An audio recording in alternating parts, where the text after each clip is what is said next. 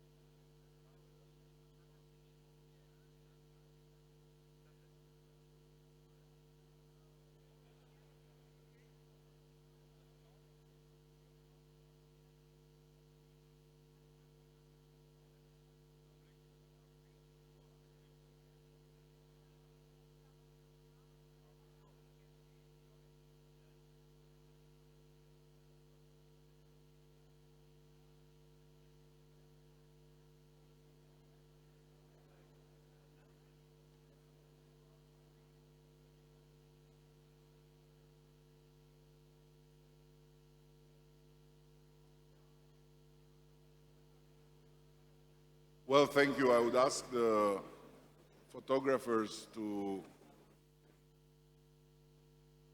make space for Europe to work.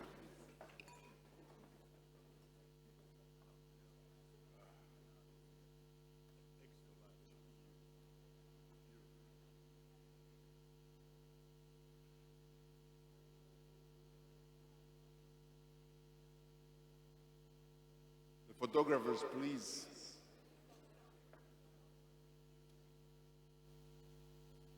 Europe has to work.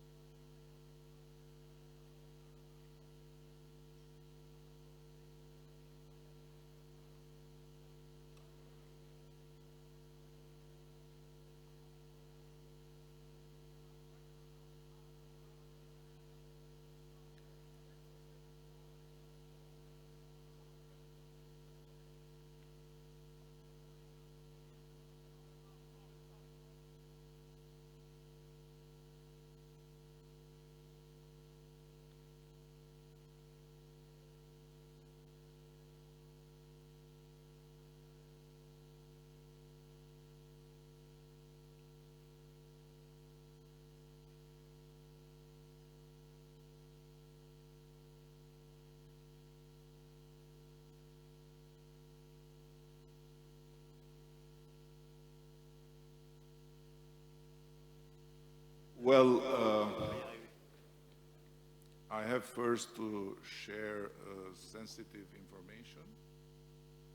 It was a suspicion, but it became scientific proof from the European Weather Forecast Institute that the persisting and not indigenous rain was brought by the British delegation yesterday morning. I'm sorry. When you leave Europe, you always cry.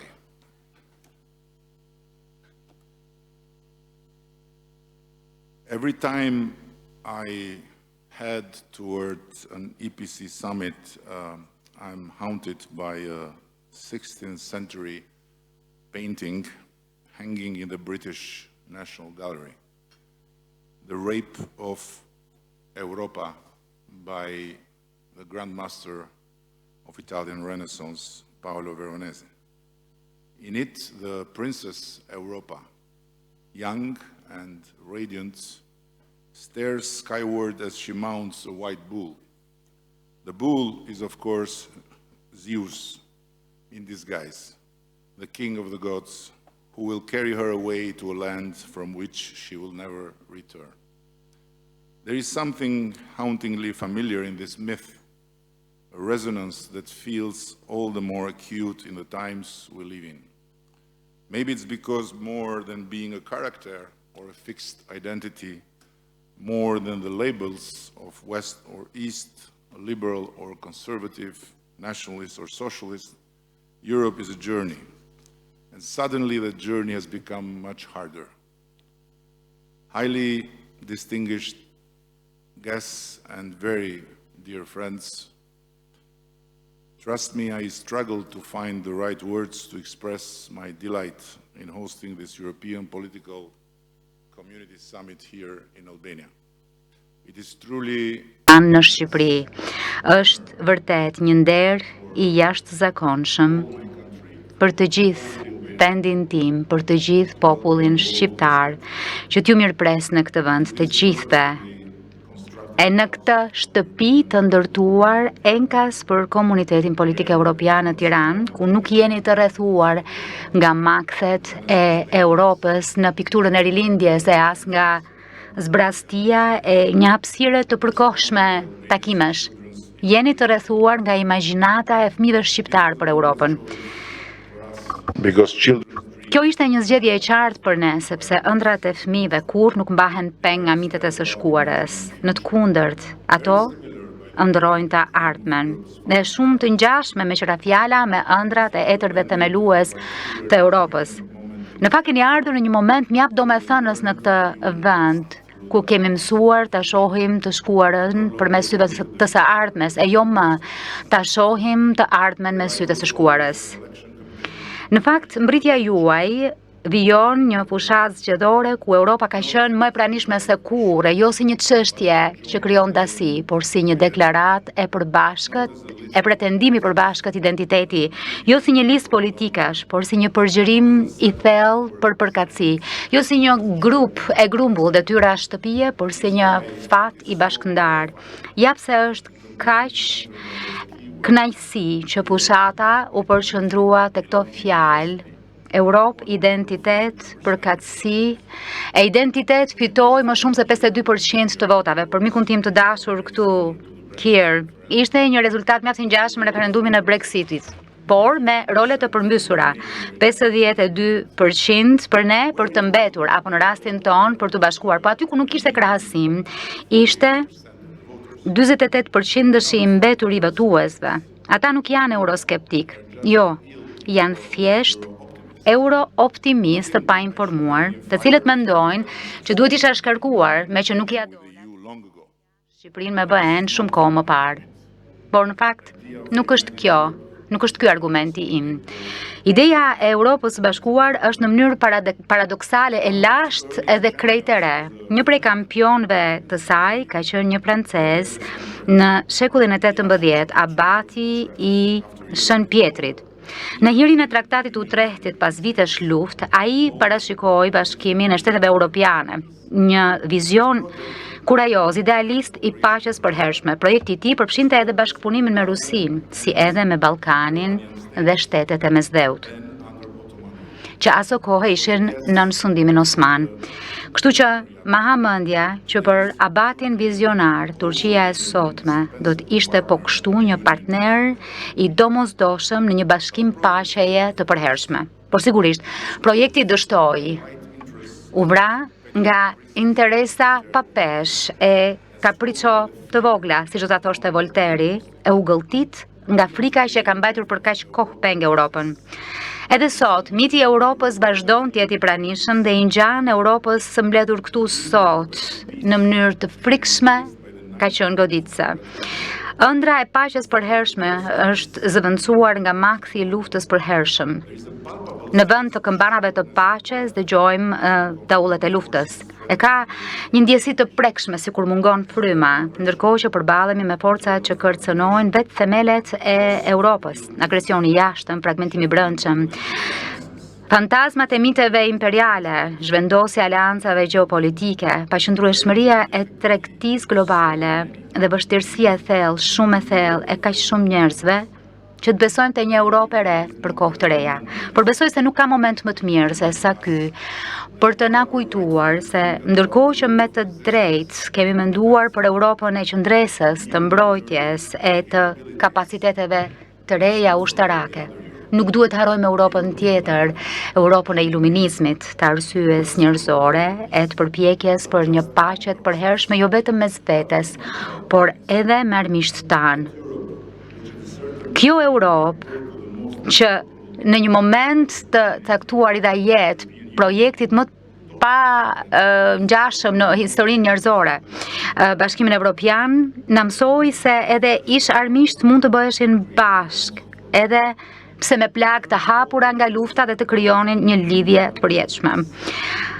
Ata kthyen lumenjtë e vjetër të gjakut në rrugë të reja paqeje, duke rënë dakord se konflikti mund të zbutej vetëm përmes tregtisë, se tregtia e lirë është thelbësore për mendje të lira dhe se siguria nuk vjen nga rritja e kërcënimeve, por nga zgjerimi i të drejtave dhe mundësitë e barabarta.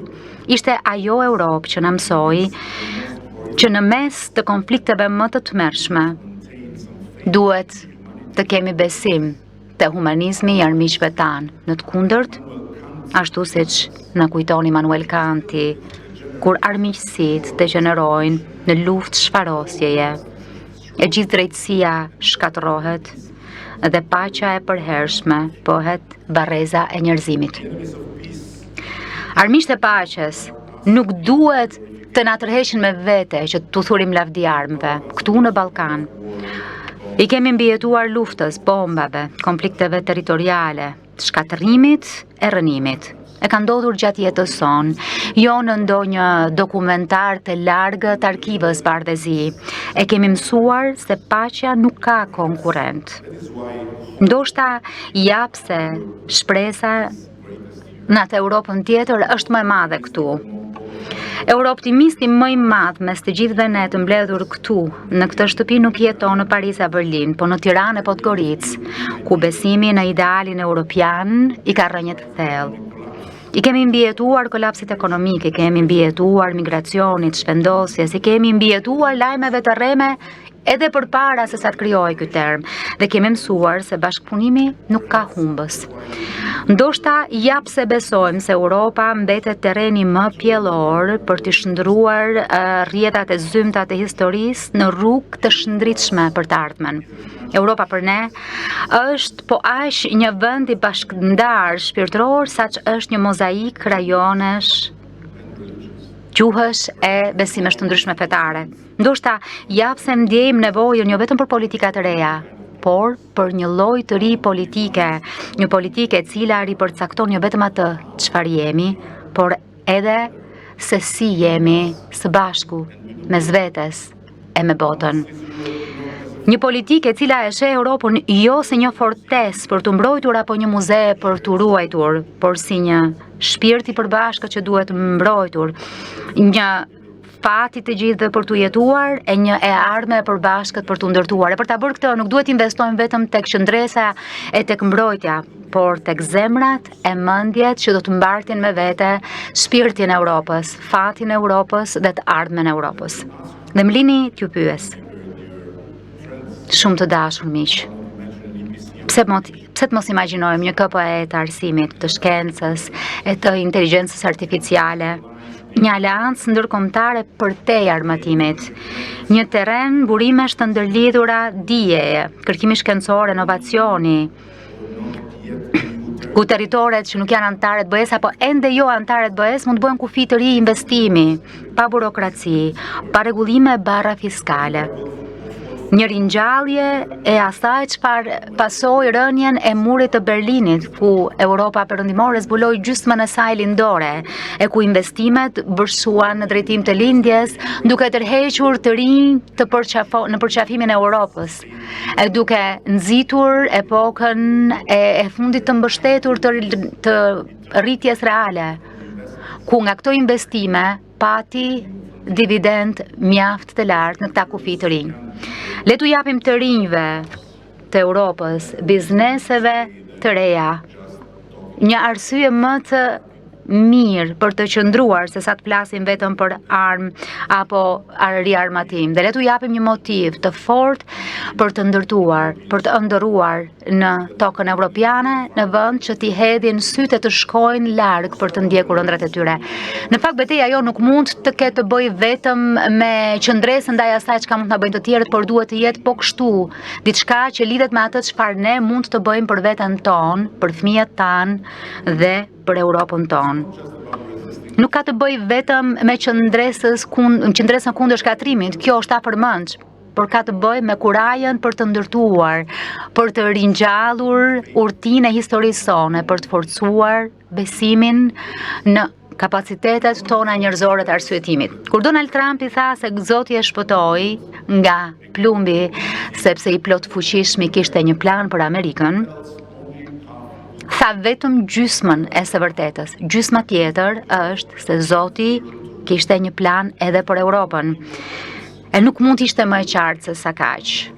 Europa edhe një herë ka një mundësi të dhuruar prej Zotit për të rishpikur veten.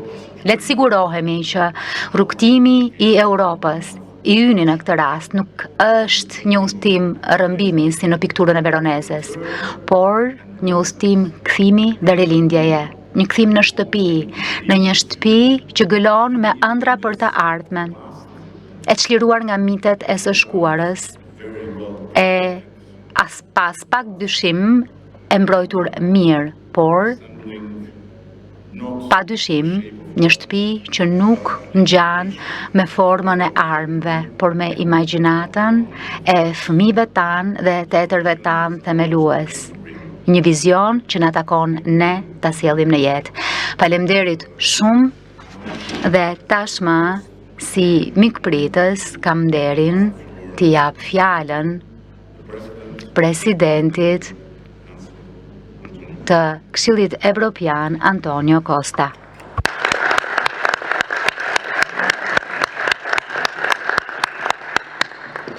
Well, first of all, thank you very much.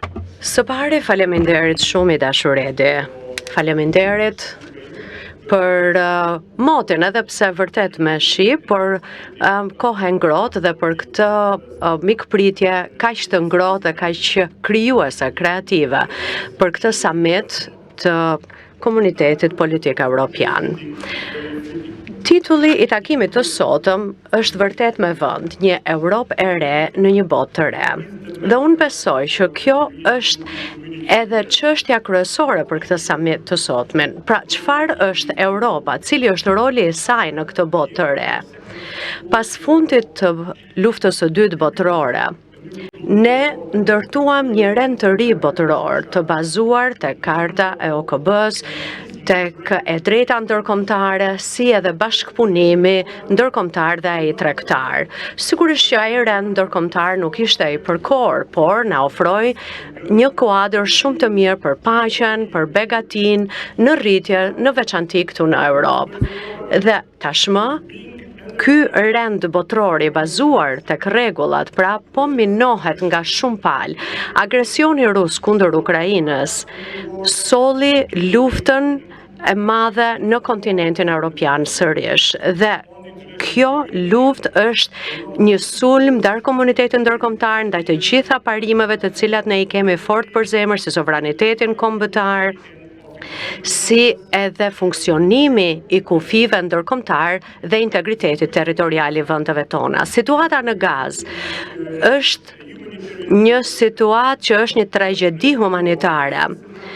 Pra, e drejta ndërkombëtare po dhunohet kur njerëzit po sulmohen me forcë të shtrenjtë për dekada. Bashkëpunimi ndërkombëtar dhe ai tregtar ka bërë që njerëzit të lidhen me njëri tjetrin dhe të ketë më begati, ndërkohë që kjo ndërvarësi që ne kishim krijuar është ndërruar në një instrument pushteti dhe presione. Nga ana tjetër, mënyra se si ne kemi funksionuar me rendin shumë palësh, ka bërë që ne të kishim paqe, siguri, ka pavarësisht ndryshimeve klimaterike, kemi promovuar të drejtat e njeriut, të gjitha këto çështje të cilat mund të avancohen sërish përpara vetëm nëse ne bashkëpunojmë në formë kolektive. E megjithatë, rendi shumë palësh vazhdon të sulmohet nga hera e në mënyrë të vazhdueshme. Dhe Europa ka detyrë të punojë për këtë çështje. Ne duhet jemi të bashkuar dhe Europa duhet t'ia dalë mban për të sjellë një paqe të drejtë edhe kohëgjatë për Ukrainën. Dhe ne e dimi, dashur Volodymyr, që siguria juaj është edhe siguria jonë. Europa gjithashtu duhet të investojë më shumë tek mbrojtja e saj, sepse ne kemi mësuar që paqja pa mbrojtje është iluzion. Europa duhet t'ia dalë mban për të krijuar kushtet e duhura për të patur zgjidhjen e duhur për paqe në lindjen e mesme, sepse në rast se nuk e bëjmë këtë, kështu do të minohet jo vetëm siguria e gjithë Europës dhe vendeve të tjera fqinje, por edhe autoriteti e saj. Europa duhet t'ia dalë mban për të thelluar, por edhe për të zgjeruar rrjetet e saj të tregtisë botërore dhe të begatisë. Ne nuk duhet t'i jepemi tundimit të proteksionizmit, por duhet kemi partneritete dhe duhet të shmange mentalitetin me shumatoren zero. Europa duhet ja dal mban pra për të mbrojtur rendin shumë palësh, duke udhëhequr edhe me anën e paktit për të ardhmen. Duke respektuar marrëveshjen e Parisit për ndryshimet klimatike, duke mbrojtur oqeanet, si një e mirë globale për të gjithë dhe sigurisht duke vazhduar të jetë një shtyllë e fortë e OKB-s dhe mbështetëse OKB-s. Dhe Europa ka për t'ja dalë mban. Unë dëshiroj t'ju them të gjithëve sot që Bashkimi Evropian është gati dhe i gatshëm që të luajë këtë rol të plot në këtë Europë të re, në këtë botë të re, duke punuar nga afër me të gjithë partnerët tanë europian. BE-ja e re do të jetë një partner i besueshëm për integrimin europian, por edhe për bashkëpunimin për energjinë, për sigurinë, për mbrojtjen, për të mbrojtur klimën. Pra, duhet përdorur kjo energji, ky motivim pikrisht për të ardhmen e fëmijëve dhe energjinë e mikut ton Edi Rama që të punojmë së bashku si europian. Faleminderit. Tashmë kam nderin t'i kaloj fjalën presidentit të Republikës së Francës, Emmanuel Macron. Madhëria juaj.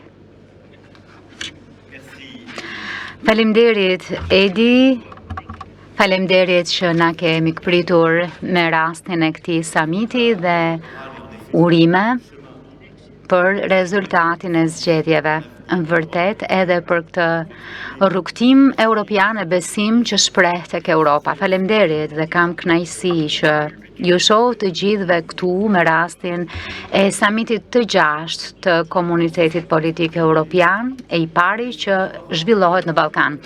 Faleminderit për këtë mikpritje, po kështu edhe që na kujton se pas ëndrrës europiane dhe asaj çfarë na bashkon nuk është vetëm gjeografia, por edhe mitologjia, historia dhe rrugtimi që kemi bërë. Ju referove rilindjes, iluminizmi, kulturës, gjithçkaje që na ka frymëzuar. E megjithatë, jemi këtu sot në kohra ku jetët e vendeve tona e situata e kontinentit ton i sjell paksa seriozitet këtij takimi duke pasur parasysh sa e lartë është steka.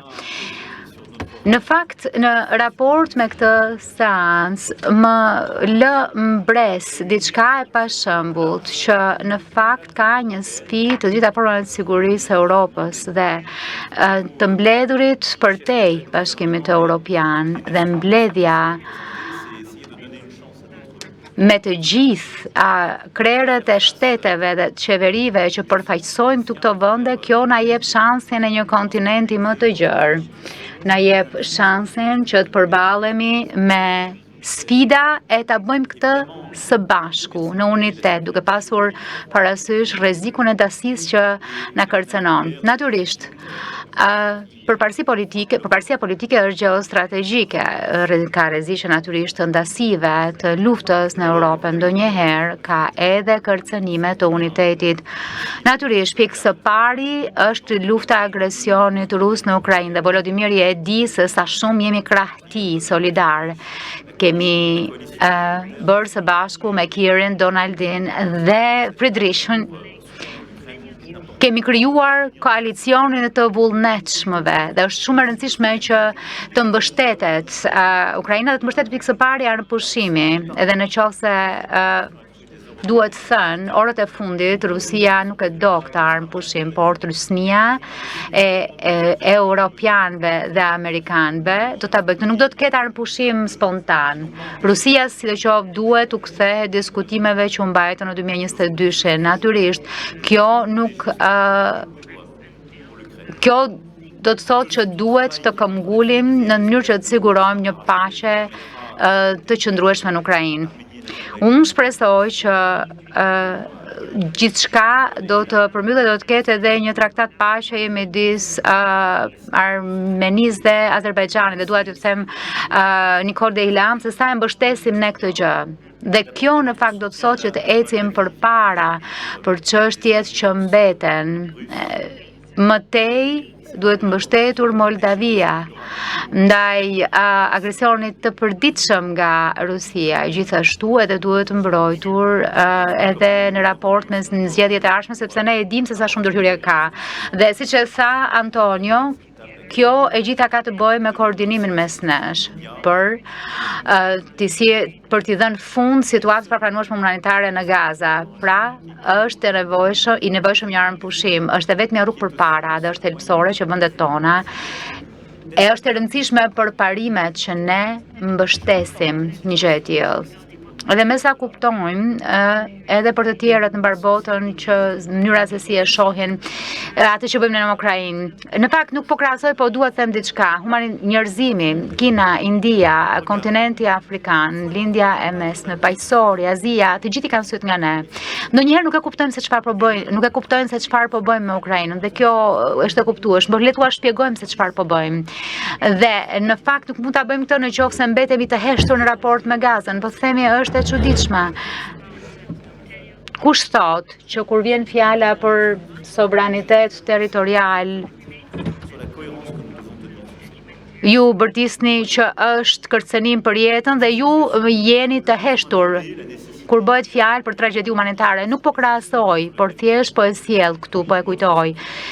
Na duhet paqe, na duhet diplomaci, na duhet unitet për sigurinë tonë, dhe natyrisht kjo është e vështirë për të ndërtuar një përgjigje të përbashkët. Për qenë besueshëm duhet kemi një reagim të përbashkët.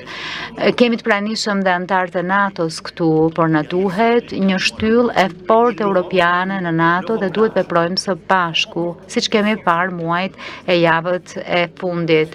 Në një kuptim më të gjerë, Evropa ka shumë rëndësi sot se i takon trajtimit sigurisë sonë. Komuniteti politik evropian po kështu mundëson që të sjellim sigurinë njerëzve tanë kur vjen fjala për luftën kundër trafikimit të drogave, migracionit të paligjshëm. Kjo është thelbësore.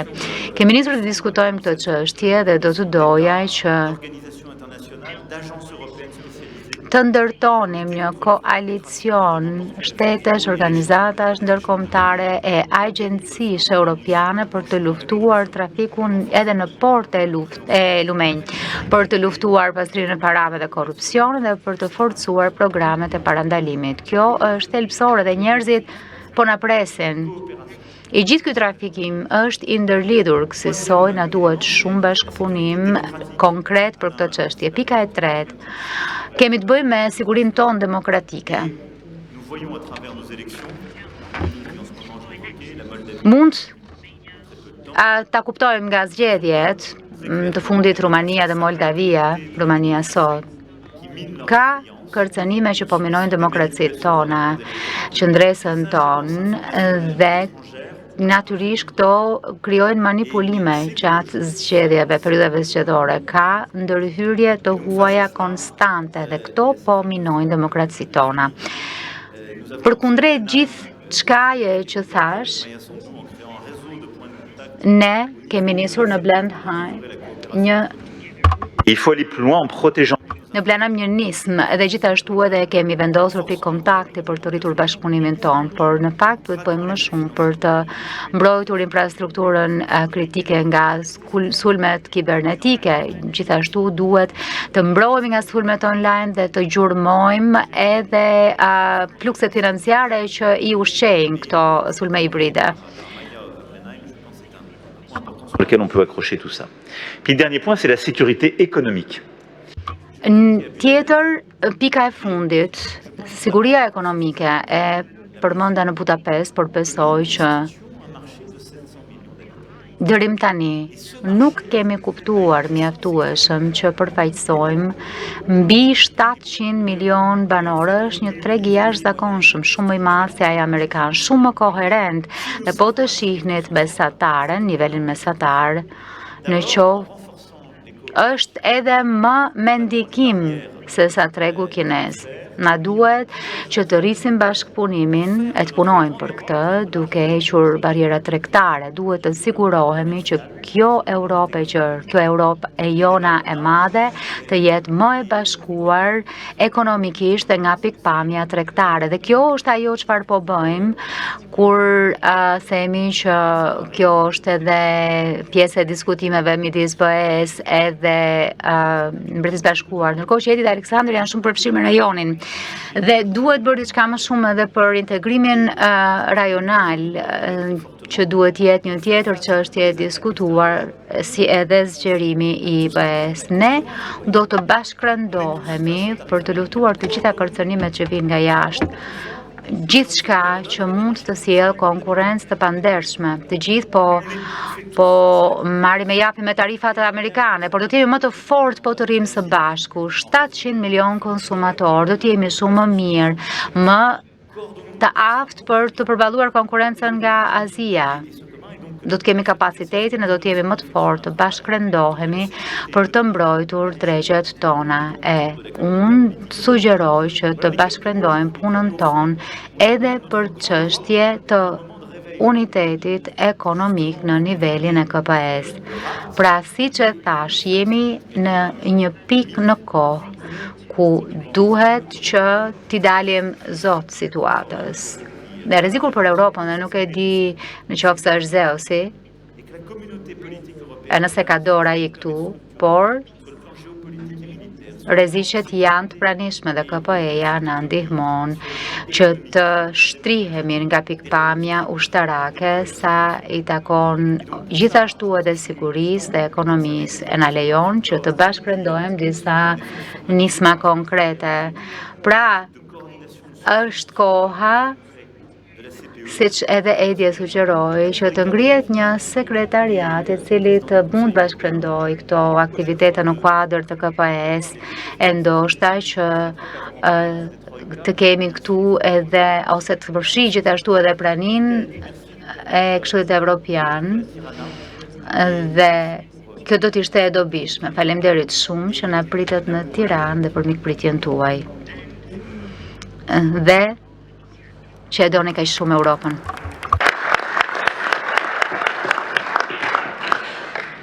Thank you and Faleminderit dhe tani është nder për mua që fjalën t'ja kaloj një miku shumë të mirë, shoku tim vës presidentit të Ukrainës, Volodymyr Zelenski. Faleminderit shumë.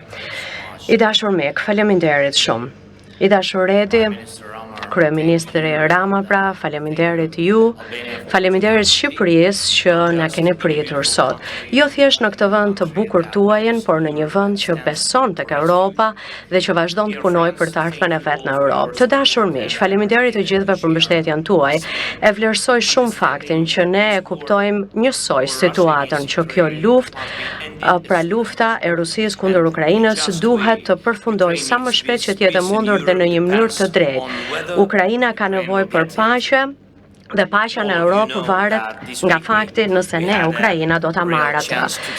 Ju të gjithë e dini që këtë javë ne patëm mundësinë që të merrnim, nëse do të ishte pra mundur të ndërmerrim disa hapa të rëndësishme për ta mbyllur luftën, për t'i dhënë fund asaj, në rast se Putini nuk do të kishte patur frikë të vinte në Turqi. Unë isha dje në Ankara dhe isha sigurisht që u pritëm nga presidenti Erdogan dhe isha i gatshëm për një takim të drejt për drejt me Putinin, qoftë në Ankara apo në Stamboll. Dhe jo thjesht për një takim, por në fakt për të mundur për të zgjidhur të gjitha çështjet e rëndësishme. Por ai nuk ra dakord për asgjë. Pra Putini nuk ra dakord për asgjë dhe shihej qartë që delegacioni rus që erdhi në Stamboll ishte i një niveli shumë të ulët dhe askush nga ata që ishin anëtar të delegacionit nuk mund të merrnin vendime në Rusi. Pra megjithatë u dërgova një ekip në Stamboll i cili udhëhiqej nga ministri i mbrojtjes së Ukrainës. Të paktën pra për të parë nëse rusët do të arrinin që të vendosin ndonjë gjë. Gjithsesi, përparësia jo numër 1 është që të ketë një armëpushim të plot e të pakushtëzuar dhe të drejtë. Pra, pikërisht sepse vrasja duhet të marrë në fund, të krijohet një bazë e duhur për diplomacinë dhe në rast se përfaqësuesit e Rusisë në Stamboll sot nuk do të arrijnë të bien dakord për këtë gjë, një hap i parë shumë i nevojshëm dhe i domosdoshëm, atëherë është 100% e qartë që Putini vazhdon të minojë diplomacinë dhe në rast se pra nuk do të ndodhë kjo, atëherë është shumë e qartë që duhet ne të arrijmë një rezultat dhe ky rezultat duhet fillojë me armëpushimin. Delegacioni i Ukrainës e ka mandatin për ta marrë këtë vendim, siç e pam ne dje. Rusia në fakt ka dërguar të njëjtët njerëz që dërgoi në 2022 dhe tregoi që asgjë nuk ka ndryshuar, kanë bërë shumë deklarata, kanë bërë shumë kërcënime, por nuk zgjedhin asgjë. Dhe po bëjnë gjithçka të mundur që takimin e Stambollit ta kthejnë në një proces bosh të zbrazët dhe të inskenuar ashtu si dhe ato që janë organizuar në 2022. Nuk jemi ne apo udhëheqësit e perëndimet që po i minojmë këto negociata, por janë rusët që kanë bërë pretendime të tilla për vite të tëra. Janë ata që kanë dërguar kokbosha në këto takime dhe kjo shkatron edhe për kufizimin e diplomacisë.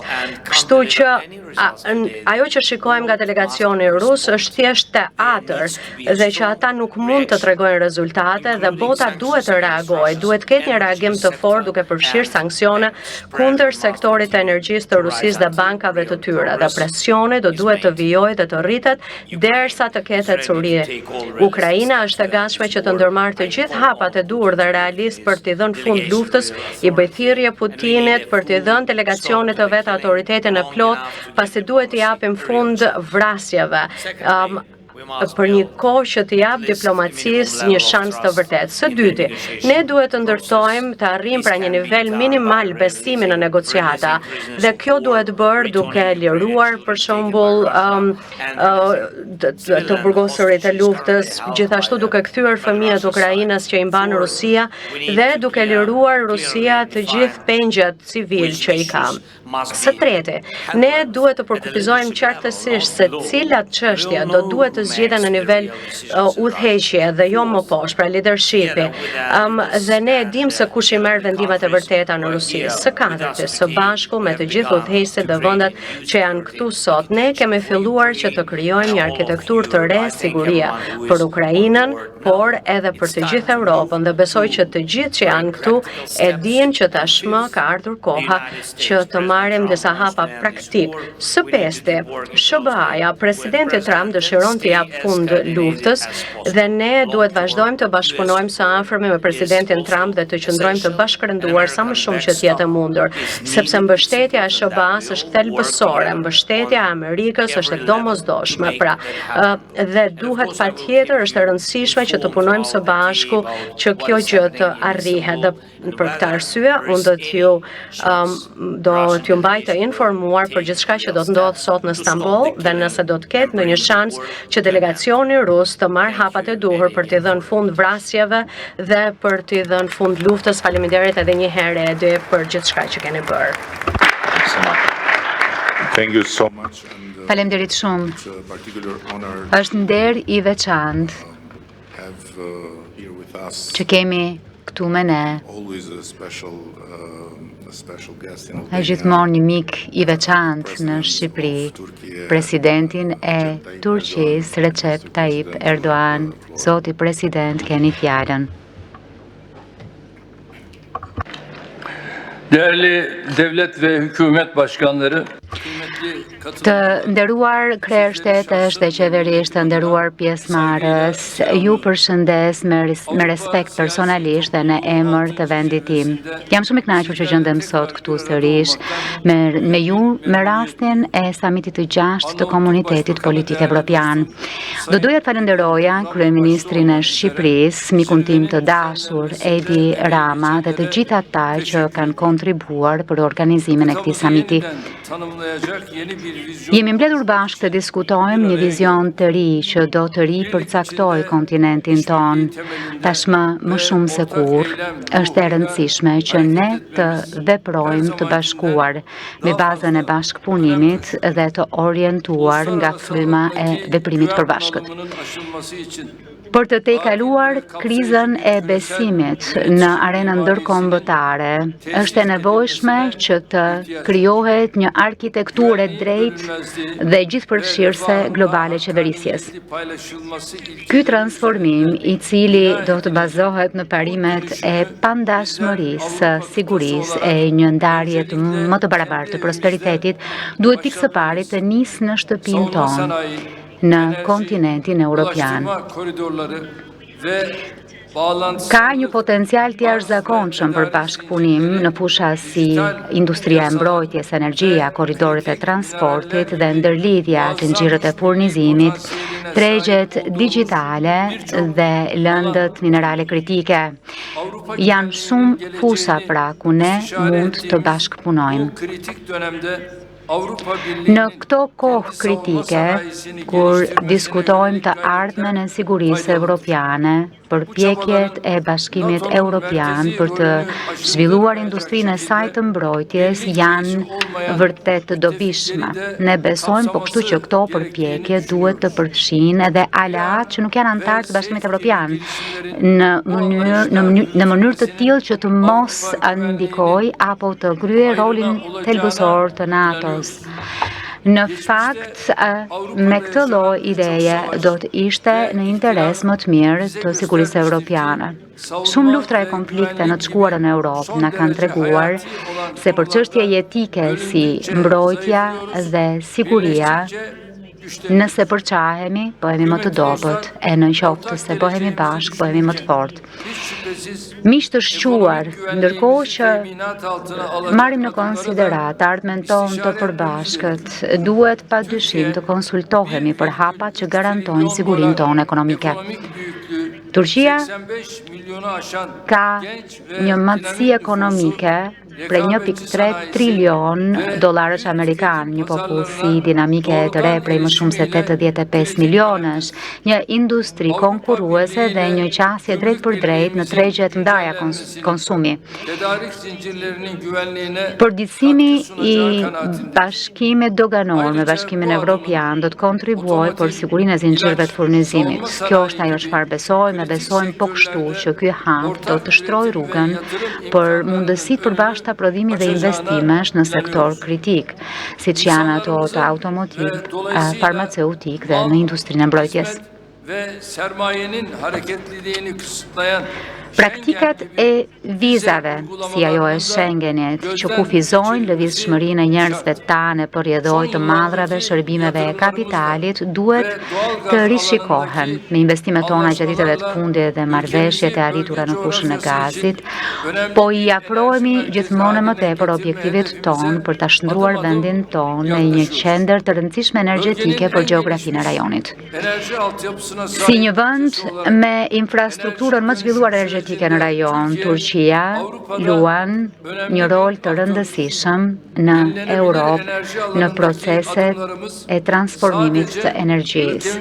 Hapat që kemi ndërmarrë në fushën e energjisë ripërtëritshme ofrojnë mundësi jo vetëm për vendin tonë, Turqinë, por edhe për të gjithë rajonin. E gjendur në zemër të korridoreve shumë palshe të transportit, Turqia jep një kontribut domethënës për ruajtjen të pandërprerë të zinxhirëve të furnizimit të Evropës. Miq të shquar, jemi në një moment kritik që armët të heshtin dhe paqja të vendoset në Ukrainë.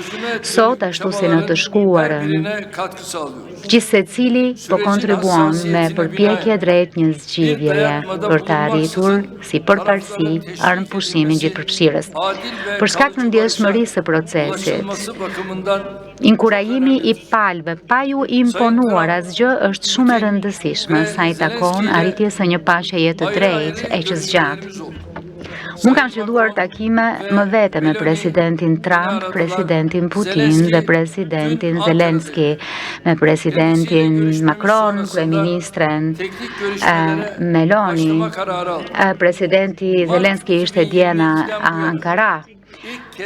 Pas takimit me të, vendosi të nisë bisedime teknike për herë të parë qysh prej marsit 2022. Një dritare shumë rëndësishme mundësie është qelur për të ndalur gjatëderdhjen. Ne besojmë që kjo mundësi nuk duhet humbur. Rusia, Ukraina, Turqia tashmë po zhvillojnë bisedime në Stamboll, drejtuar nga Ministri i Punëve të Jashtme të Turqisë.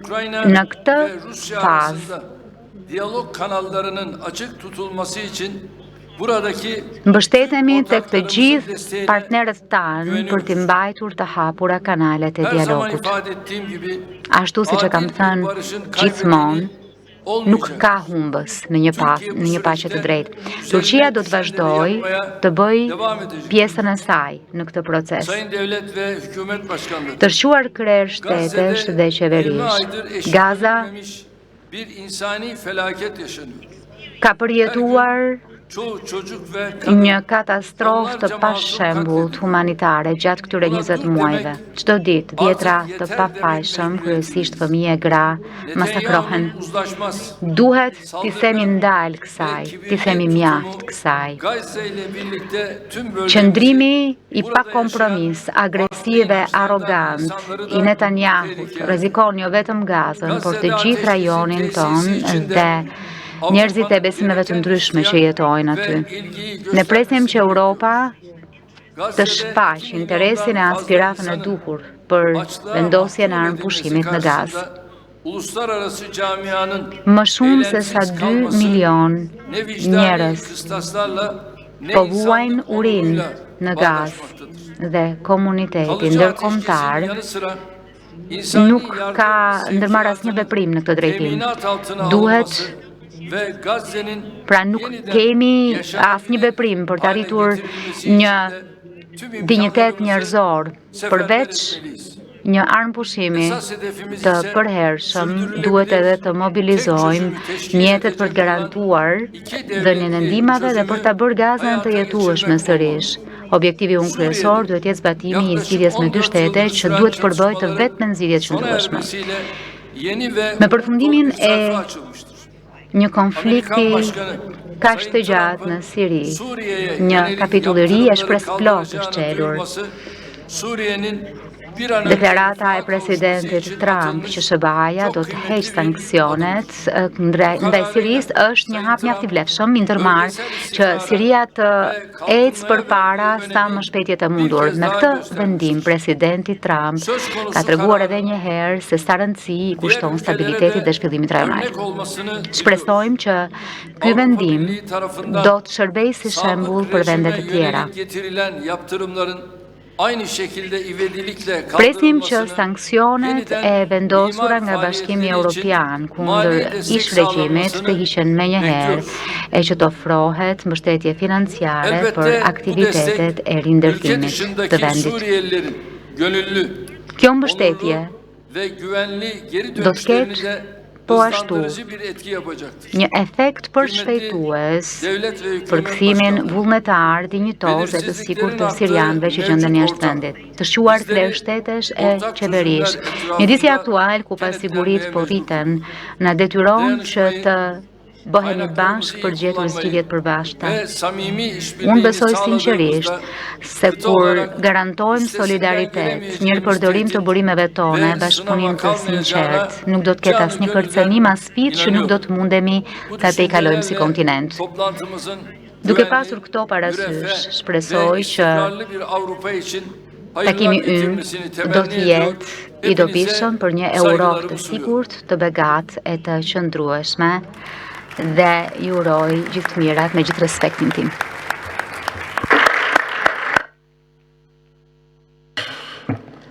Thank you very much. Faleminderit shumë. Dhe tani është nder On behalf of the people që në emër of Albania, të të qytetarëve të protektoratit të Shqipërisë, ja jap fjalën kryeministrës së Italisë dhe mbrojtëses së Shqipërisë, Giorgia Meloni. Të dashur kolegë, mirëmëngjesi të gjithëve. Më lejoni që të falenderoj Edin, jo se jetojnë në protektorat, por për mikpritjen e bukur që na kanë bërë të samitit, por edhe për faktin që më ka bërë të ndjehem shumë të re sërish me atë video që u shfaq tek momenti i parë.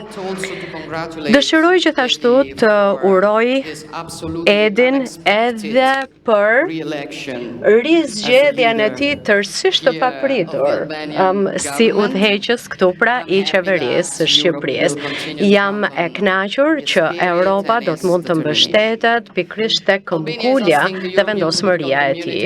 Pra, Shqipëria organizon komunitetin politik evropian për herë të parë dhe ky është një moment vërtet shumë i rëndësishëm, jo vetëm për kombin shqiptar, por edhe për të gjithë ne. Unë gjithmonë e kam menduar që identiteti evropian i Shqipërisë është fakt nga historia edhe përpara gjeografisë. Koncepti pra përkufizimi që ne mund të kuptojmë pikërisht nga ajo që ka ndodhur. Shqipëria është sigurisht Europë, ashtu si Italia, apo Serbia, apo Norvegjia, pavarësisht faktit nëse je pjesë e një organizate të caktuar apo jo, dhe për këtë arsye gjithmonë buzëqesh kur dikush përpiqet që të pretendojë që të vendosë kush është europian e kush nuk është. Pra të gjitha ato vende, shtete që janë rreth kësaj tryeze sot, disa prej tyre kanë vendosur të mos bëhen shtete anëtare të BE-s, disa të tjera aspirojnë të bëhen pjesë e BE-s dhe të gjitha janë po aq europiane sa të 27 shtetet anëtare të BE-s. E megjithatë, Bashkimi Evropian është sot pikërisht ajo që unë do dëshiroja ta quaja dëshira e ribashkimit të familjes së ribashkuar evropiane, ku të gjithë janë pjesë e një të vetmeje, ashtu si dhe gishtat e një dore. Pra popull që kanë luftuar njëri tjetrin për shekuj, sot në realitet janë një popull i vetëm.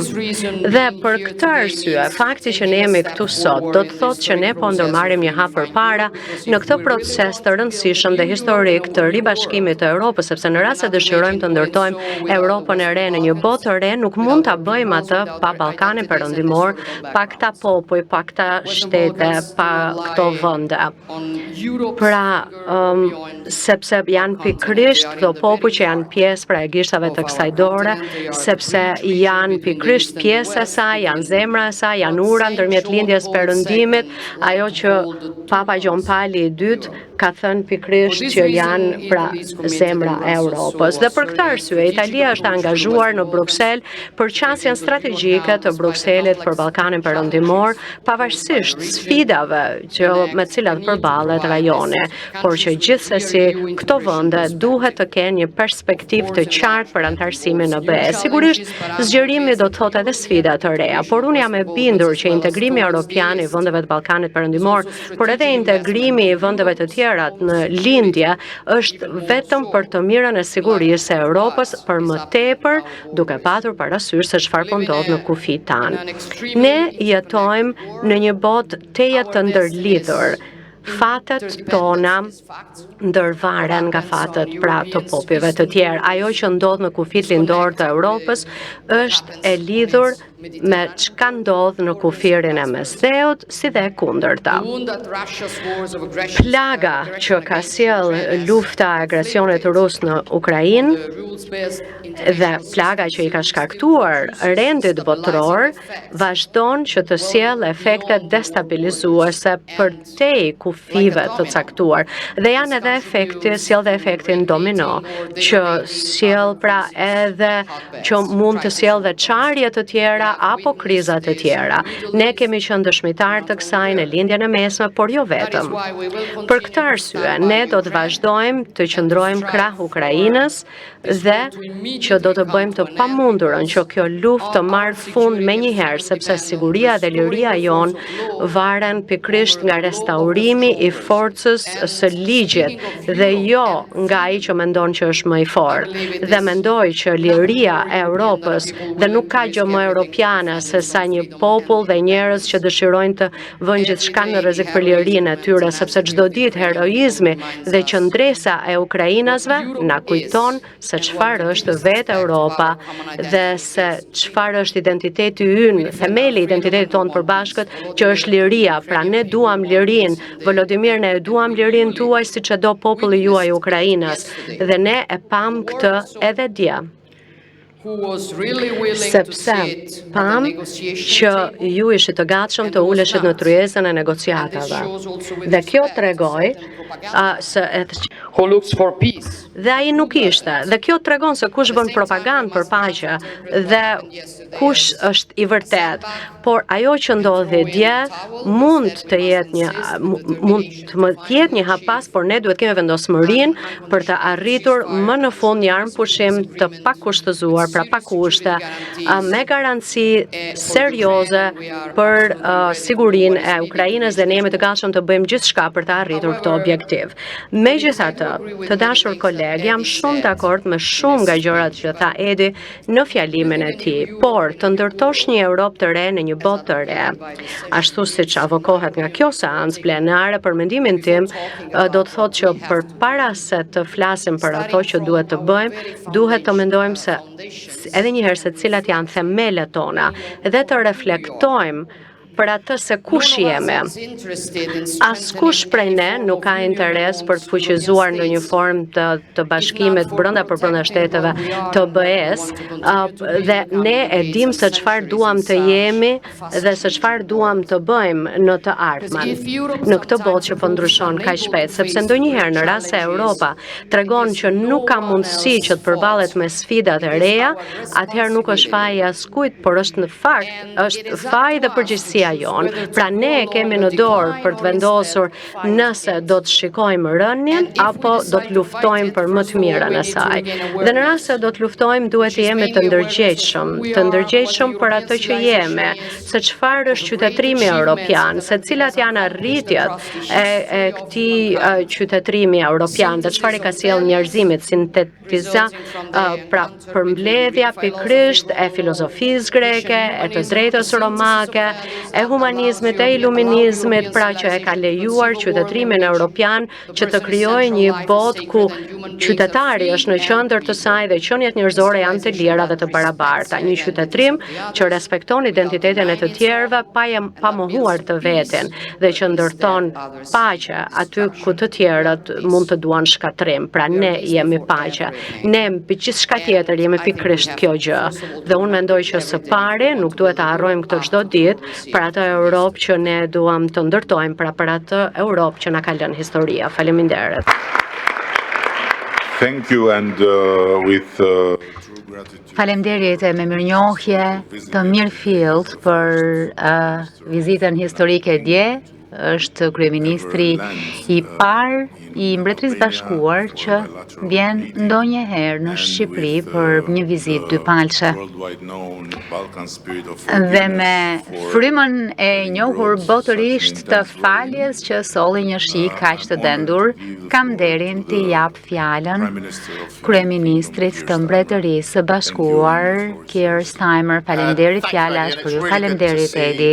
Më vjen shumë mirë që të shoh gjithkënd këtu përreth tryezës sot. Faleminderit Edi që na mblodhe bashk. Do të kujtoja që kur unë zbrita nga avioni mbrëm, dje në mëngjes ishte diell.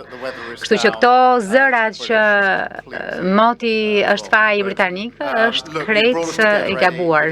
Megjithatë na mblodhe bashk Edi dhe është një takim shumë i rëndësishëm sepse është moment thelbësor për kontinentin tonë. Kjo është pasqyruar edhe në komentet e të gjithëve deri më tani. Më la mbres fjala hapse e juaja, I dashur Edi, sepse jemi në një epokë të re. E themi të gjithë, por duhet të kuptojmë që është një epokë e re, por është një epokë që karakterizohet nga luhatja, nga paqëndrueshmëria. Është e trisht, por kjo është epoka e re ku kemi hyrë.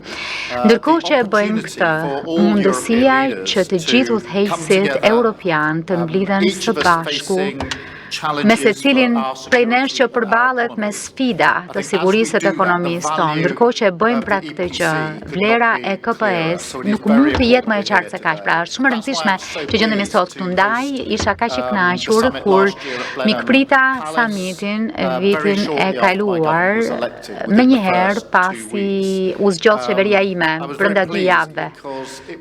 Pata kënaqësi shumë të madhe sepse ishte shumë e rëndësishme për mua që të sinjalizonim qëllimin ton qysh në krye të herës për të punuar më ngushtë me partnerët tanë europian e për të forcuar raportin e Mbretërisë Bashkuar me BE-n, jo mbështetur në rimarrjen e argumenteve për të shkuarën, por duke parë përpara nga e ardhmja.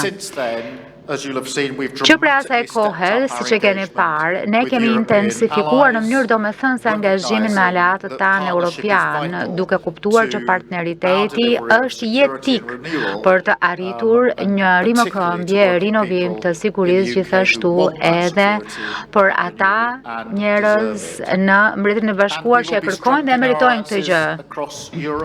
Dhe në fakt, ndërkohë kemi punuar për këtë aleancë në mbar Europën. Në fakt, Edi kam kënaqësi që jam kryeministri I parë britanik që vi këtu në një vizitë dyfalshme në Shqipëri dhe të punoj me ju si partnerët tanë. Kam po kështu shumë kënaqësi që të mirëpres Antonio në Londër të hënën për summitin e parë midis Mbretërisë Bashkuar dhe BE-s, një moment mjaft I rëndësishëm të epokë të re. Një moment që në fakt ka të bëjë me njohjen e faktit që shumë sfida me të cilat përballen, rritja, migracioni, siguria janë sfida që I ndajmë së bashku e vetëm zgjidhjet e përbashkëta do t'i trajtojnë ato. Sigurisht, sfida më urgjente sot këtu është sigurimi I një paqeje të drejtë dhe të qëndrueshme, një paqe të drejtë dhe të qëndrueshme, me fjalët e drejtë dhe e qëndrueshme që janë kyçe. E natyrisht ne duhet të bëjmë më shumë për mbrojtjen tonë. Javën e kaluar shpalla një paketë tjetër sanksionesh për flotën hije ruse në mënyrë që të mbrojmë infrastrukturën tonë nga flota e Putinit. Në fakt, gjatë muajve të fundit kemi punuar fort që të sjellim te koalicioni ynë të vullnetshëm dhe shumë udhëheqës politike ushtarak. Dhe së bashku me Friedrich dhe Donald, ne javën e kaluar bashkë me presidentin Macron e kemi bërë këtë gjë jo vetëm si solidaritet, por edhe pas përfundimit të luftës botërore. E bëm për një kujtesë që këto janë pikërisht të njëjtat vlera për të cilat ne luftojmë për të ardhmen. Një moment I rëndësishëm për Ukrainën, por dhe një moment I rëndësishëm për të bërë bashkë për të garantuar argumentin e mbështetur nga presidenti Trump për një armëpushim të pakushtëzuar dhe që presidenti Putin duhet të vijë në kryes për të diskutuar këtë gjë. Tani që kemi nxjerrë këtë ultimatum, duhet të jemi të përgatitur që ta ndjekim deri në fund, sepse nëse Rusia nuk do të ulet në këtë kryes bisedimesh, Putini duhet të paguajë çmimin. Ajo çfarë ndodhi dje dhe e përmenda është një provë më teshme që Putini nuk e ka seriozisht paqen. Rusia po tërheq këmbëzbat dhe po luan lojra, ndërkohë që Ukraina ka dëshmuar se është pala e paqes dhe udhëheqjes. Gjatë këtij konflikti, udhëheqja juaj për të luftuar agresionin rus, qëndresa dhe kuraja e popullit Ukrainës është diçka që të gjithë ne duhet ta mbështesim, por gjithashtu dhe udhëheqja juaj drejt paqes, sepse ishit ju që vendosët në Tryezë para disa javësh këtë armëpushim të pakushtëzuar. Qartësisht Ukraina është pala e paqes, por duhet po kështu të razisim edhe aleatët tanë, i bëjmë të kuptojmë që ky armëpushim është jashtëzakonisht i domosdoshëm e të vendosim sanksione në qoftë se është e nevojshme. Mbretëria e Bashkuar është gati të luajë rolin e vet dhe kjo nuk kupton rritjen e shpenzimeve ushtarake deri në 2.5% të PBB-s në 2027 me ambicien për të ardhur në 3% deri parlamentin tjetër. Natyrisht edhe të tjerët po punojnë intensivisht për këtë në mënyrë që së bashku të arrijmë një zhvendosje brezash për këtë industri mbrojtjeje, për çdo kërcënim që kërcënon, që minon sigurinë tonë. Një tjetër sfidë përfshin migracionin. Është një sfidë që në fakt ka viktima ata më të varfrit e që ndikon dhe në shërbimet tona të migracionit. Prandaj dhe unë kam bërë pjesë të rendit të ditës në Blenheim dhe në Budapest këtë çështje. Dhe natyrisht edhe pjesë të agjendës sot të shoqërisë, sepse e vërteta është që kjo është një sfidë për te kufive tanë, një sfidë me cilën duhet përballen së bashku. Të gjithë qytetarët tanë duan një sistem imigracioni që është i drejtë e që është në funksion të interesave kombëtare. Është koha tashmë të punojmë së bashku për të siguruar kufit e përbashkët. Procesi në fakt po jep rezultate. Dje isha në portin e Durrësit dhe pash personalisht se si forcat e Mbretërisë Bashkuar po punojnë me forcat shqiptare për të luftuar krimin ndërkufitar.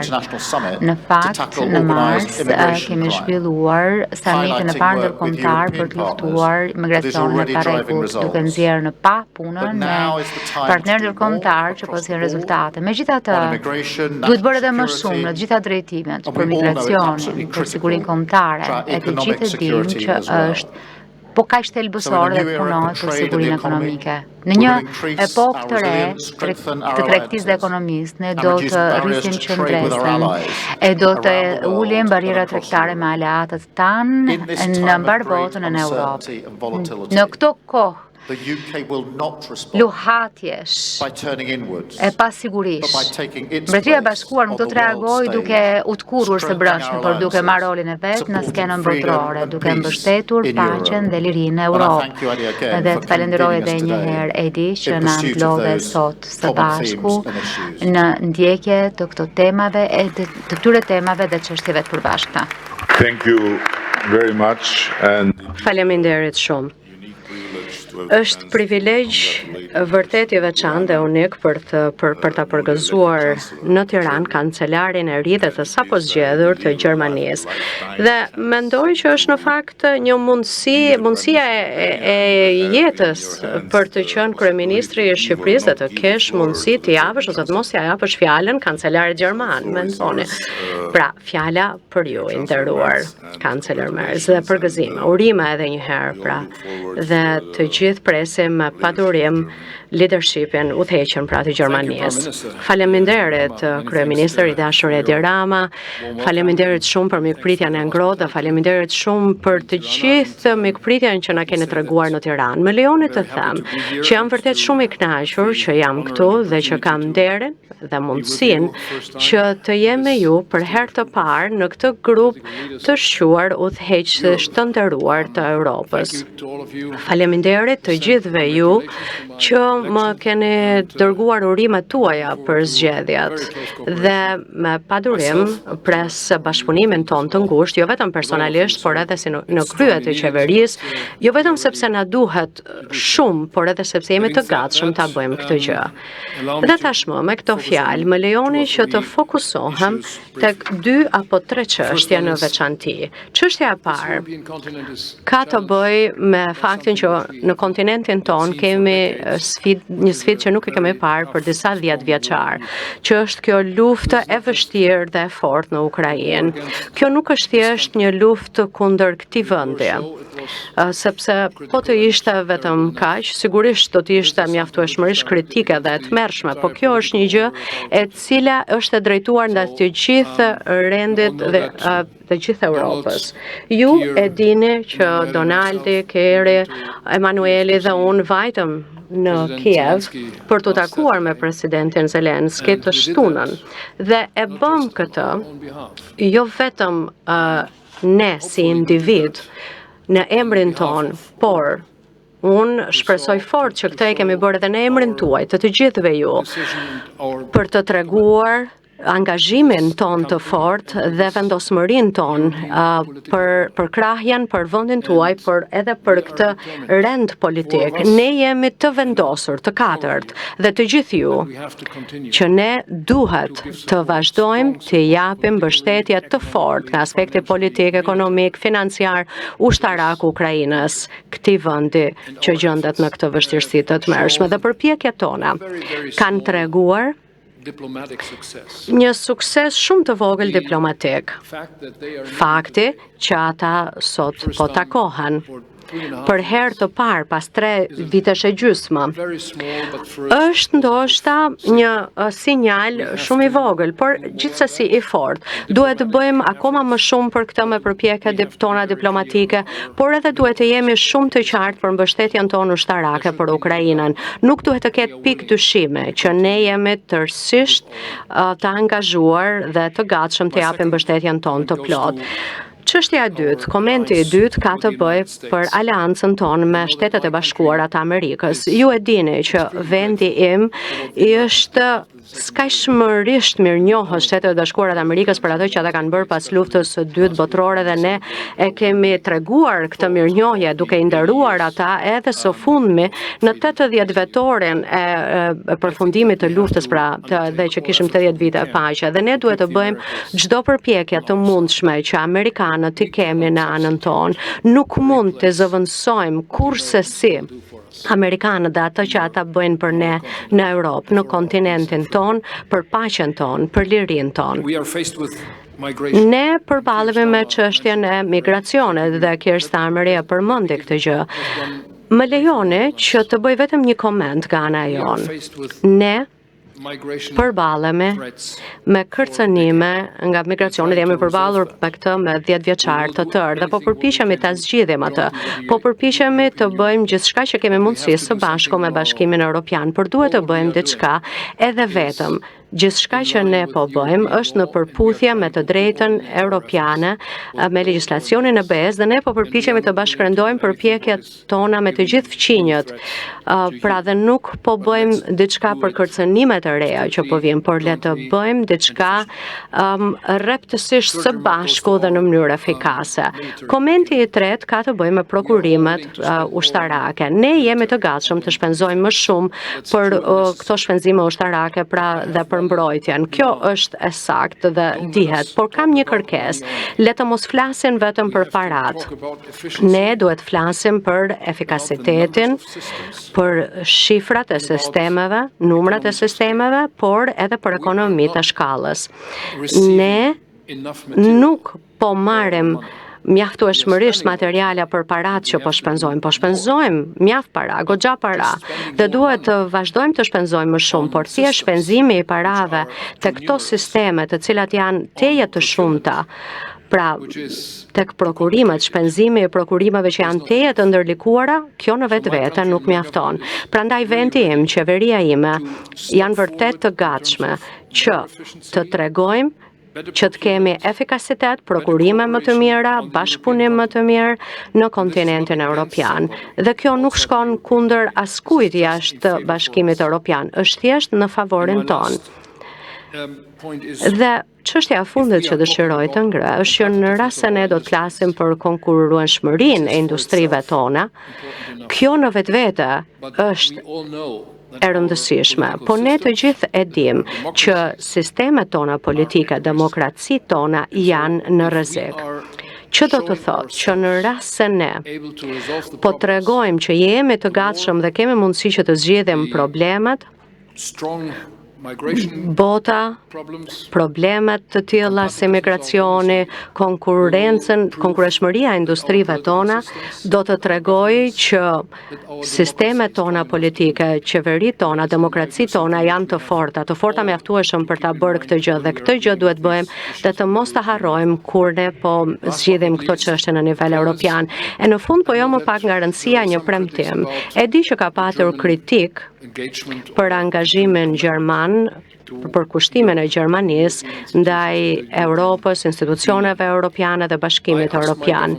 Unë I kam kërkuar qeverisë time që të jetë sa më shumë që të jetë e mundur e pranishme në nivel europian, në Këshillin e Ministrave, si edhe në institucionet të tjera të BE-s, qoftë edhe në institucione europiane si kjo që ne kam mbledhur sot këtu, për të treguar që Gjermania është tërësisht e angazhuar për atë që është domosdoshme në Europë tashmë dhe që ne jemi të gatshëm të gjejmë një qasje të re për angazhimin tonë europian. Dhe kjo jo sepse ne thjesht e duam shumë Europën, sepse ne të gjithë e dimë që mund të jemi të suksesshëm vetëm në rast se jemi dhe vazhdojmë të jemi bashkë, që faleminderit edhe një herë për mikpritjen tuaj të ngrohtë dhe me shumë kërshëri dhe padurim pres që ne të vazhdojmë bashkëpunimin tonë të ardhmen. Faleminderit që më keni mikpritur në grupin tuaj.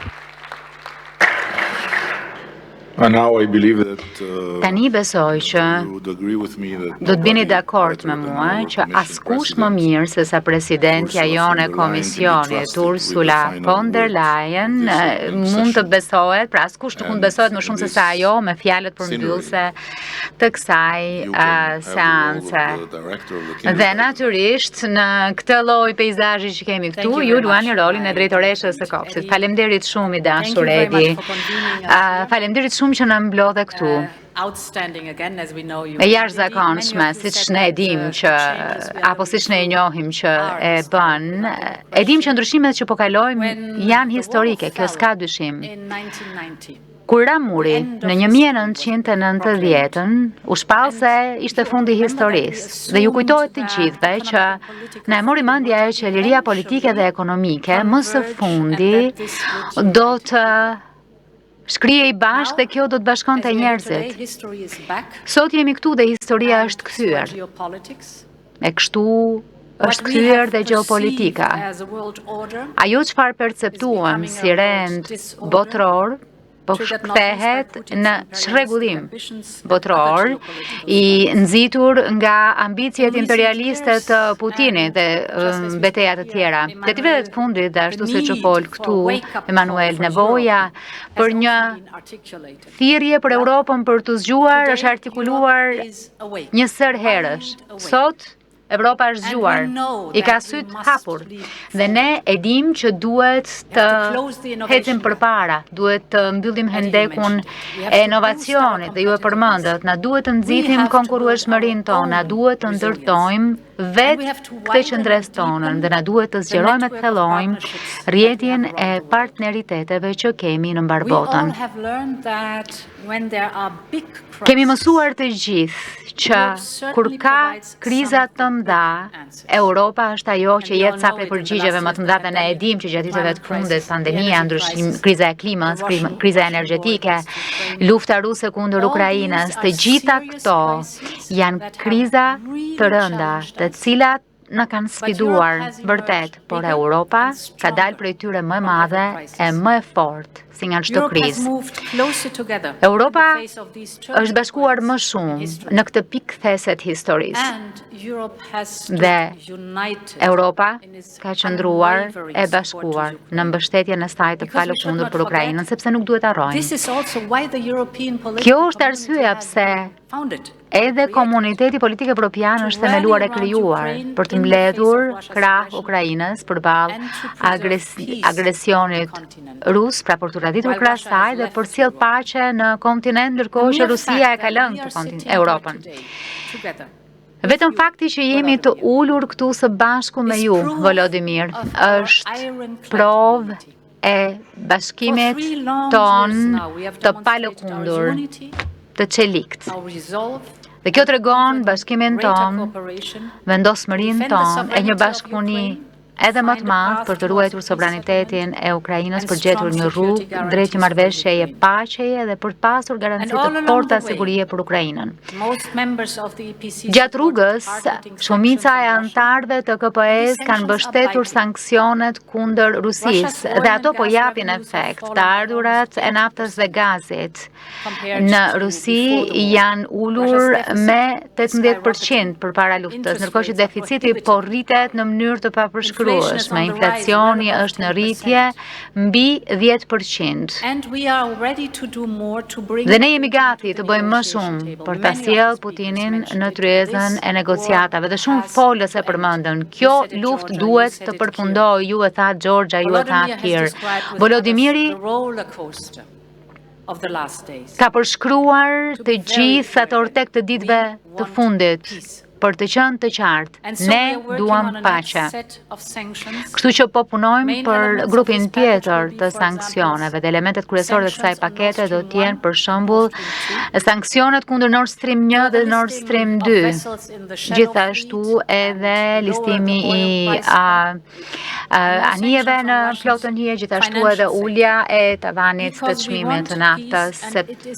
Pse duam paqe dhe ka ardhur koha që të angazhohemi seriozisht për një gjë të tillë. Por po kështu jemi mbledhur këtu në Tiranë për të ndërtuar të ardhmen tonë përbashkë dhe ishte mrekulli të dëgjoje folësit e ndryshëm. Të ardhmen tonë të Europës në një epokë begatie të përbashkët. Nëse ja dalim me sukses, të ndërtojmë këtë mirëqenie dhe nuk kam as pak dyshim që do ta bëjmë. Ky është ngjitësi për stabilitetin dhe paqen në kontinentin tonë, është më i fortë se sa çdo agresion.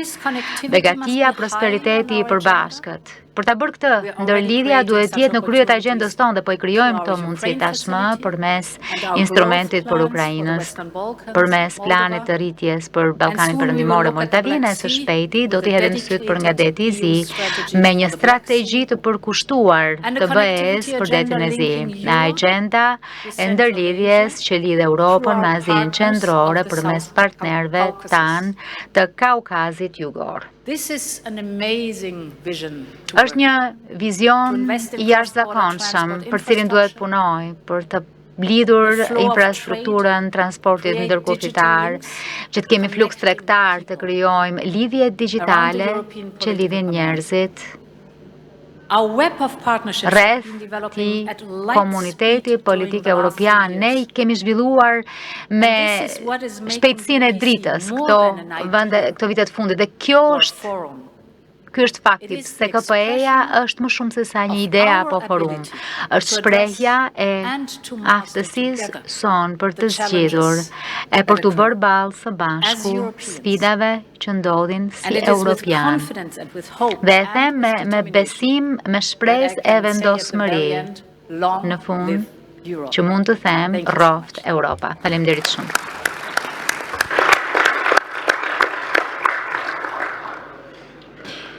Thank you and Faleminderit. Dëshiroj të ndaj me ju faktin që në kanunin ton që është shkruar kohë më parë, ka një kapitull që ka të bëjë me mikpritjen. Dhe ai fillon me një citim që thot që shtëpia e shqiptarit i përket Zotit dhe mikut. Dhe kjo fjali është vërtet shumë e thellë. Dhe është edhe origjinë e faktit që ne arritëm në fund të luftës së dytë botërore si vendi që në atë moment kishte më shumë hebrejnë se që kishte pasur në fillim të tij, sepse ata erdhën si miq, të cilët u mbrojtën, të cilët shqiptarët i mbrojtën me jetën e tyre. Por ndër të gjitha këto gjëra, që ne bëjmë për miqt, gjë shumë të rëndësishme kemi që t'u japim atyre ushqim shumë të mirë. Kështu që për këtë arsye, pavarësisht se thuhet që dreka asnjëherë nuk është falas, sot do ta shikoni që është e kundërta, sepse sa herë që të vini në Shqipëri, në çfarë do lloj cilësie, do të jeni gjithmonë të mirëpritur dhe pas një ore do të rikthehemi që Evropa të vazhdoj punën e saj. Faleminderit. Bravo.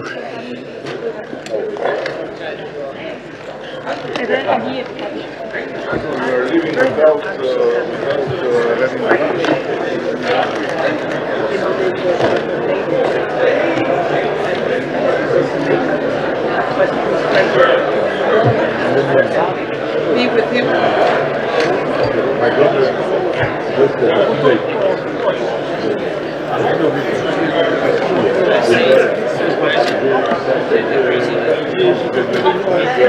I have the great pleasure Thank to you. you. Very kind.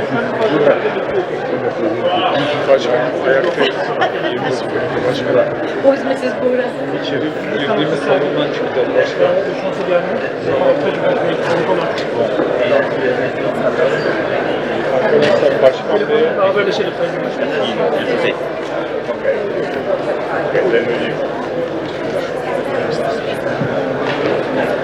Alors, ça c'est des retours dedans. Oui, très bien.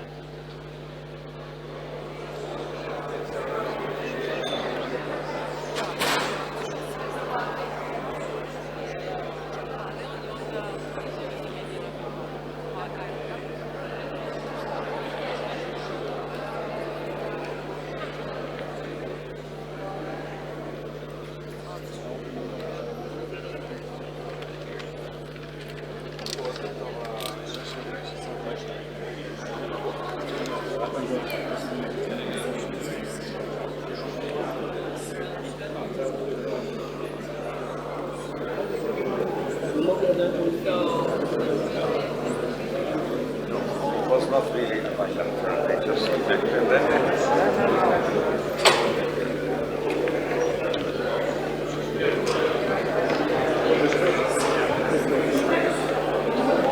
Jinai buvo, jūs pasimokymas, bet po to jau jo, išprašė. Per šoną išeinam kairį.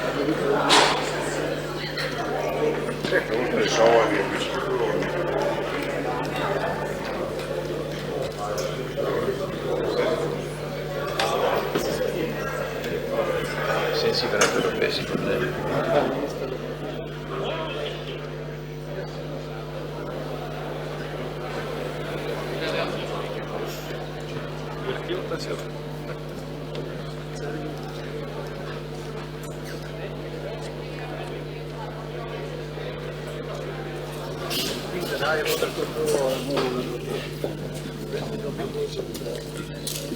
Perfetto. Se vogliamo poter un altro punto. Premiero Presidente.